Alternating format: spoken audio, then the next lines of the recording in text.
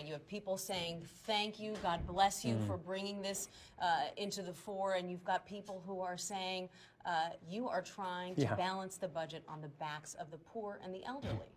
First of all, we're saving Medicare for the elderly.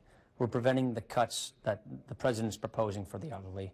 And we're saying to anybody who's 55 and above, no changes to your Medicare whatsoever.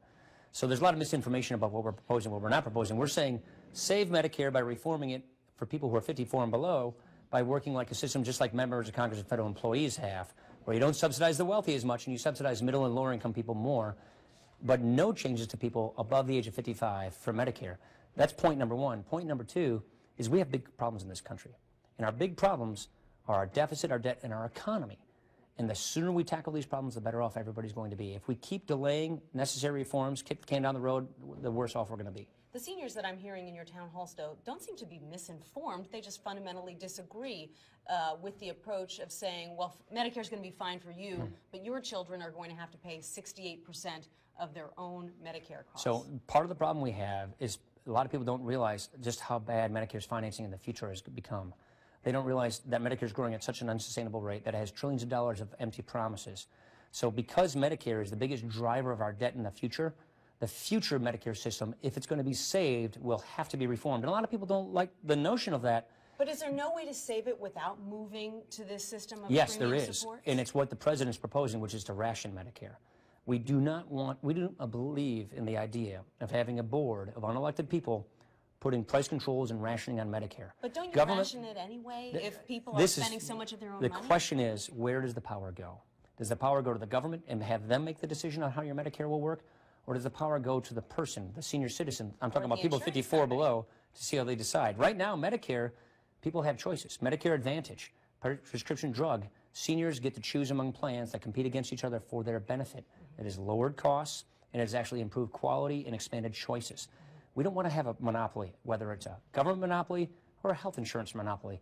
We believe the future of Medicare, to make it sustainable, is to put the power in the hands of the senior citizen and subsidize the wealthy less and the middle and lower income person more. At the same time, we're saying don't make changes to people in a near retirement. 55 and above, you shouldn't see a change in your Medicare. That's contrary to what the president's proposing. The president's saying he wants his board of 15 appointees to just indiscriminately cut Medicare to save money. We're saying don't do that to current seniors. Keep the promise to them. But in order to save Medicare for the next generation, use the ideas that have worked before, bipartisan ideas, premium support, to fix Medicare in the future and make it solvent and sustainable. Don't you think that the issue that nobody really wants to touch, though, is how expensive end-of-life care has been? And whether you call it rationing or something else, at some point, we really need to get serious at looking at, does a 100-year-old need dialysis? The question then is, should that be something the government decides, or that should be something? I think the family should decide. I really don't think the government should put itself in the position of deciding how someone's end-of-life care occurs. That is a different philosophical disagreement. We don't think the government should have that kind of power. We think things like end-of-life care should be something that should be made by families, by patients and their families that are informed in consultation with their doctors. That is not something we should give a power to the government to do. A lot of your Republican colleagues are giving the same slide presentation that you are at town halls across the country, and they're getting some pretty significant blowback. Are they coming to you and saying, boy, you really put me in a tough spot? Well, see, here's the problem is, if we don't tackle this problem, it's going to tackle us. If we don't get ahead of our debt problem, if we don't get ahead of the fact that we're spending way beyond our means, we're going to have a real economic problem. The way I look at this situation, it's kind of like TARP. We had an economic crisis that hit us in 2008. We had a great recession. Millions of people lost their jobs. Trillions of dollars of wealth was lost. We didn't see it coming. This economic crisis, we see it coming.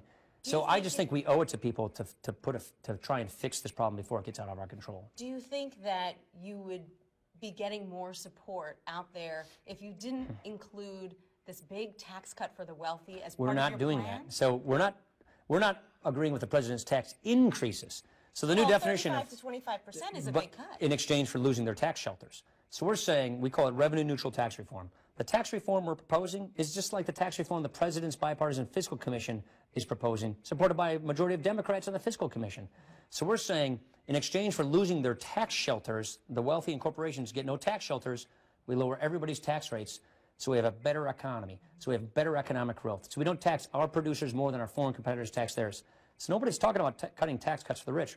We're talking about reforming the tax code, cleaning it up, keeping revenues where they are. And yes, we're not agreeing with the president's massive tax increases that he's proposing on the American economy. So you're willing to cut loopholes for the That's oil exactly, and gas yeah, companies? we want to cut all these loopholes. We want to get rid for of companies that move their businesses the whole overseas? point is to clean up the tax code, get rid of tax shelters so we can lower tax rates for everybody. And that's the kind of tax reform we're talking about. I hear some people asking you if you're going to run for president. And I keep telling people, no, I'm not.